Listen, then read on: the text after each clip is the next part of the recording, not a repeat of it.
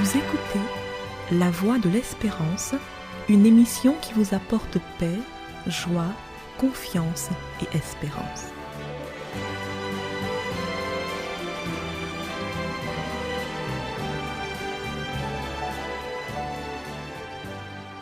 Chers auditeurs, bonjour. La Guyane, bonjour. En plus des pluies diluviennes qui provoquent des inondations en ce moment, nous sommes aussi submergés d'informations pas toujours réjouissantes et même de plus en plus inquiétantes. Alors que la crise Covid fait encore des victimes, voilà que la guerre s'installe aux portes de l'Europe et angoisse déjà les habitants de la Terre qui en redoutent les conséquences, notamment sur l'économie. Après les hausses de prix qui ont été justifiées par la crise Covid, on attend avec anxiété une autre vague d'augmentation que ceux qui s'enrichissent toujours plus vont justifier par la crise russo-ukrainienne. La belle affaire. À tout cela s'ajoutent encore les intempéries qui engendrent des morts et des dégâts considérables. Ce qui nous montre bien que le dérèglement climatique est bien une réalité. Les colères de la nature sont de plus en plus fréquentes. Cette triste réalité confirme la véracité des prophéties faites depuis 2000 ans par le Christ et ses apôtres. Ces prophéties annoncent le retour en gloire de Jésus pour mettre fin à la présence du mal sur la terre. Son retour va aussi inaugurer le royaume de Dieu qui est régi uniquement par l'amour. Mais avant cette délivrance, les habitants de la terre vivront des temps difficiles, qui sont les conséquences désastreuses du rejet de la sagesse divine au profit d'une soi-disant sagesse humaine. Jésus annonce que plus on ira vers la fin des temps, plus il y aura de l'angoisse chez les nations qui ne sauront que faire. C'est Luc qui nous rapporte ces paroles de Jésus au chapitre 21 de son évangile. Le flot d'images de guerre, de personnes malades et d'inondations auxquelles nous sommes soumis a de quoi nous angoisser, voire même nous étourdir.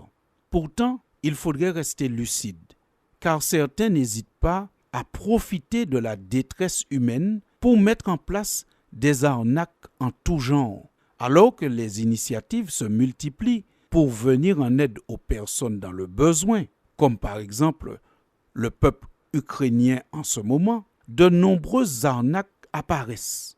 Les arnaqueurs sont de plus en plus inventifs et cyniques. Sur Internet, ils utilisent des mails frauduleux ou des faux sites de charité. Sur les réseaux sociaux, des personnes n'hésitent pas à se mettre en scène, se faisant passer pour des Ukrainiens fuyant des bombardements, tout cela pour extorquer de l'argent à des gens sensibles, des gens qui sont sensibles à la misère humaine, mais pas suffisamment vigilants. Ces pratiques témoignent elles aussi de l'authenticité de la prophétie biblique, puisque nous pouvons y lire dans le 2e chapitre de la lettre que Paul adresse à Timothée, que dans les derniers jours, il y aura des temps difficiles, car les hommes seront égoïstes et amis de l'argent. Oui, vous avez bien entendu. La Bible, 2000 ans avant notre époque, avait déjà annoncé le cynisme de l'homme face à la misère de son prochain. Ceci dit, nous ne devons pas être désespérés, ni devenir cyniques nous-mêmes, ou encore méchants, ou amis de l'argent, car le mal n'a jamais entièrement dominé le monde et il ne le contrôlera jamais totalement. Il nous faut encore manifester de la compassion en aidant notre prochain, en étant généreux. Bien sûr qu'il faut être vigilant. Bien sûr qu'il faut utiliser des canaux connus et reconnus pour acheminer nos dons. Bien sûr qu'il faut demander à Dieu le discernement pour savoir qui et comment aider. Mais il faut persévérer dans la charité. Oui, parce que le message de Jésus ne se limite pas à des mises en garde contre le cynisme ambiant, mais son discours est aussi une invitation à faire le bien, même dans un contexte déprimant. Jésus exprime cela dans l'évangile de Matthieu au chapitre 24, versets 12 et verset 13, quand il nous dit ce qui suit. Et je cite, « Le mal se répandra à tel point que l'amour d'un grand nombre de personnes se refroidira. Mais celui qui résistera jusqu'à la fin, Dieu le sauvera. » Vous savez, en temps de guerre, en temps de crise, il faut des résistants. Des personnes qui persévèrent, qui ne baissent pas leur drapeau, qui ne baissent pas leur bannière. Des hommes, des femmes, des jeunes qui sont convaincus que le mal ne doit pas triompher et ne triomphera pas. C'est l'amour qui triomphera de manière ultime. Mais il faut des résistants pour porter la bannière du Christ, le drapeau de l'amour.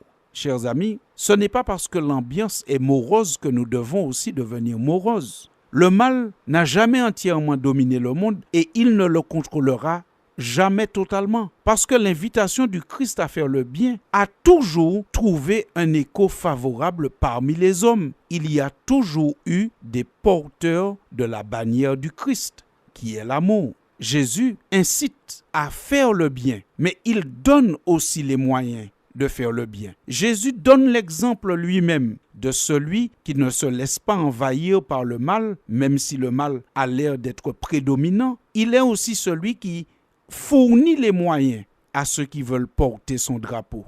Prenons l'exemple de ce qu'il dit dans l'évangile de Luc au chapitre 6 et au verset 38. Il dit « Donnez et Dieu vous donnera. On versera dans la grande poche de votre vêtement une bonne mesure, bien serrée, secouée et débordante. La mesure que vous employez pour mesurer sera aussi utilisée pour vous. » Sentez ici combien Jésus fait ressortir l'idée que celui qui veut porter sa bannière, celui qui veut être généreux, malgré la morosité ambiante, malgré le cynisme d'un grand nombre, eh bien celui-là sera aidé par le Seigneur. Donnez et Dieu vous donnera. La mesure que vous employez pour mesurer ce que vous donnez aux autres sera utilisée pour vous, pour ce que Dieu a à vous donner. Oui, chers auditeurs, il faudrait que nous puissions tous entendre cette phrase que l'apôtre Paul disait aux Romains dans son épître au chapitre 12, quand il dit « Ne te laisse pas vaincre par le mal, mais surmonte le mal par le bien. » En regardant autour de nous, nous aurons peut-être l'impression que le mal a envahi la terre, mais ce n'est qu'une impression. Il reste encore sur terre des hommes et des femmes qui portent bien haut la bannière du Christ, la bannière de l'amour. Il reste encore des résistants, de ceux qui ne se laissent pas envahir par le mal, de ceux qui cherchent à surmonter le mal par le bien.